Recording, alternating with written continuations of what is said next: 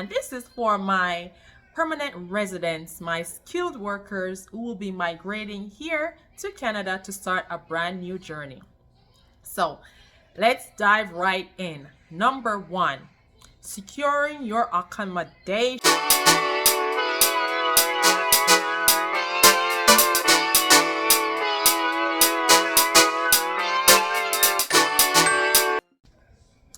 Hey, welcome back to my YouTube channel. If you're new to me, my name is Yasheika Turner, the Queen of Thriving, multi-passionate, multi-skilled, mom, wife, woman of faith who do all the things and enjoys freedom.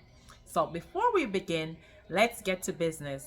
Hit the subscription button here below so you won't be missing out on any of my future videos to follow. So go ahead, hit subscribe, like, share with somebody else who you think will benefit from this video. Okay, so let's jump right in. In today's video, I'm going to be discussing the things you should do before moving to Canada from Jamaica, and this is for my permanent residents, my skilled workers who will be migrating here to Canada to start a brand new journey. So let's dive right in. Number one, securing your accommodation. Where are you going to live? So that is the first step, the first thing to figure out, right? Where am I going to live? What province will I be living in? What city will you be living in? So this is a time to explore, start connecting with family, with friends, with other people that you might know that are within a certain city or a certain province that you would like to locate to.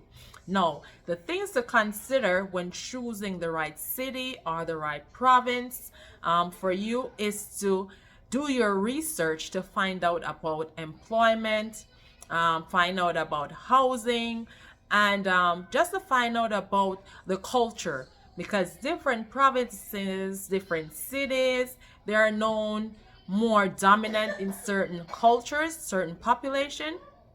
Also, taxes are more in some cities, in some provinces. So you have to do your research, and it all depends on the field, your occupation also. And be mindful, if you land in one province and things are not working out for you, be open-minded to relocate to another province or to another city rather, where things will be better for you. Number two, are you ready for number two? Pack. So in my previous video, I'll be listing it right here. I discussed the things you should take when you're moving. So remember that checklist. Go watch that video if you haven't yet seen that video about the things you should take. So your important documents, your certification, your employment history, driver's license, passport. Remember to check if your passport is expired, your immunization card, your banking information, life insurance information, and all those stuff. So pack with your essentials, your medications if needs be. If you are somebody who is not well, you take enough medications to last you for a couple months until you find a family doctor. Number three, employment. So this is your time to research where will you find a job. Now again, this all depends on your occupation. As a nurse, for me, when I was leaving, I applied to the CNO, that's the Canadian Nurses Association here. So if you are a nurse like myself, relocating, start to process all those information from now. You'll need to send your transcripts, gather your certifications, and just explore the different prices and all the stuff that you have to do. So that leads to number three, securing job options. Now, for nursing, as I mentioned, on landing, you will have to do, I think, an English test, and depending on what the CNO says after they assess your transcripts and all those stuff, you might have to redo, more than likely, you'll have to redo your nursing exam.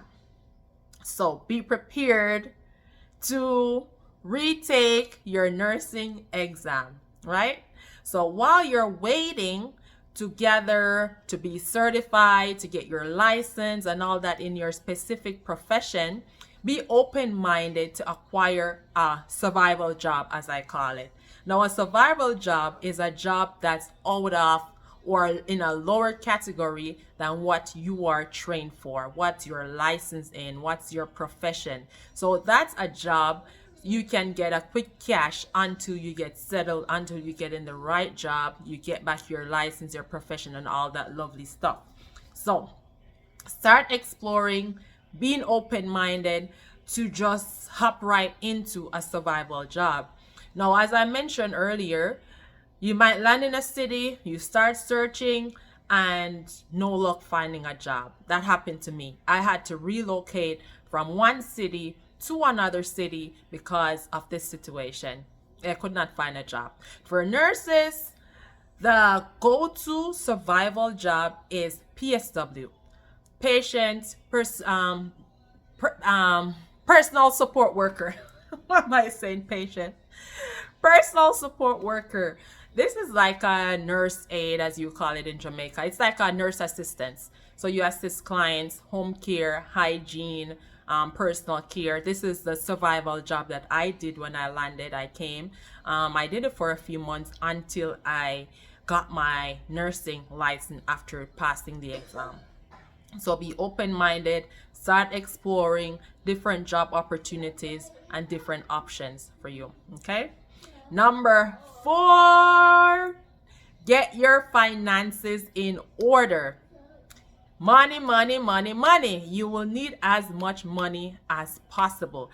And it is a requirement if you're landing as a permanent resident to prove the amount of income that you're landing with. Now, you will have to do your research. I'm not aware of the current criteria, and it depends on the amount of family members that will be landing with you. So do your research. You will need money.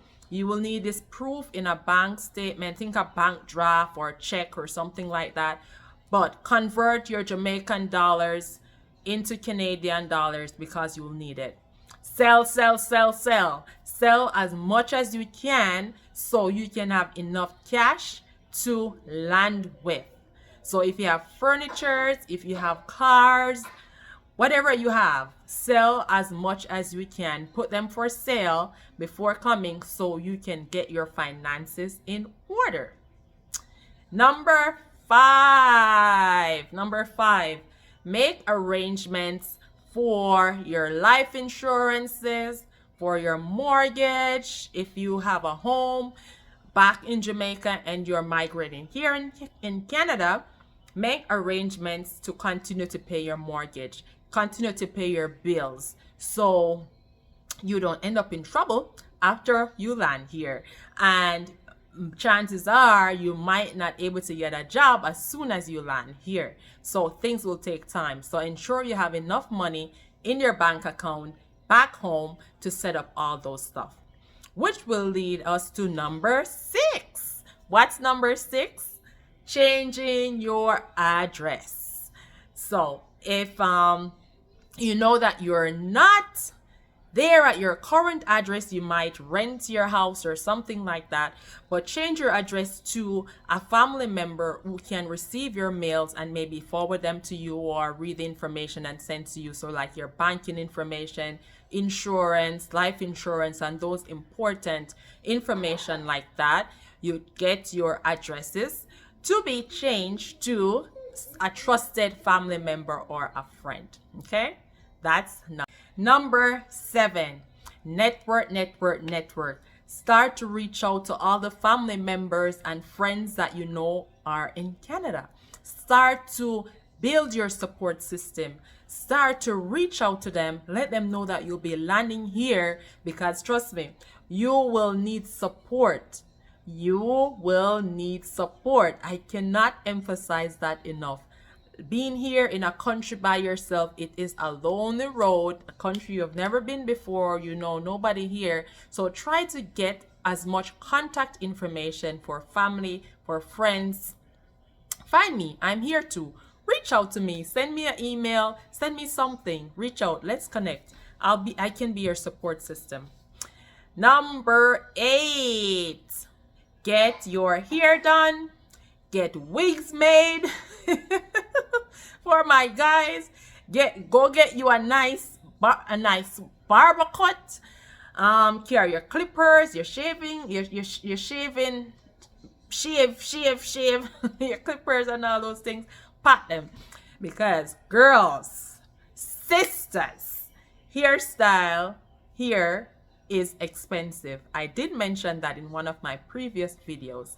It is expensive.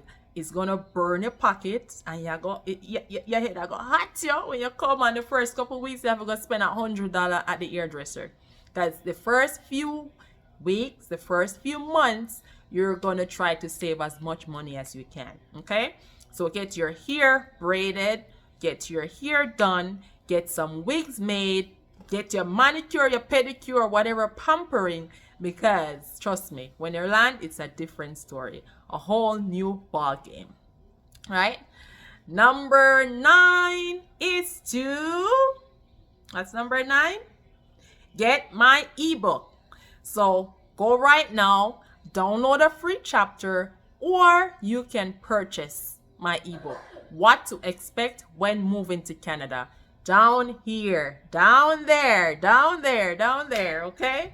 So get my ebook. It will help you to get prepared of what to expect when you're moving to Canada. And I did write this book with all those information to guide you along your journey, so you can be mentally prepared what to expect when you're moving. And lastly, number 10, ding, ding, ding, ding. It's time to say goodbye. This is going to be such a feeling of sadness and gladness, such an ambivalent feeling. So start saying goodbye to your close friends and family, maybe at work, whatever you choose. You can start saying a little goodbyes. You know who you want to say goodbye to. And this is a personal choice also. If you feel like just sneaking away and tell people, okay, after you reach out, hey, I'm in Canada, that's up to you. But I suggest, just telling people, because I don't know, I like to share information. Some people are private, some people just leave and be gone, just disappear. But there are people who care for you and people who support you. And sometimes they just want to have a little send off, give you a little something to travel with. So this is your time to start saying goodbye. It's going to be bittersweet. There might be a lot of tears, a lot of sleepless nights when it's drawing close. It's time to pack to hit the plane. So start saying your goodbyes. And these are my 10 tips for you, my 10 strategies to getting prepared before moving to Canada from Jamaica. And that's all for today. Hit the subscribe button here, like, follow, share with a friend or a family who you know might benefit from this information. Bye for now. See you in my next video.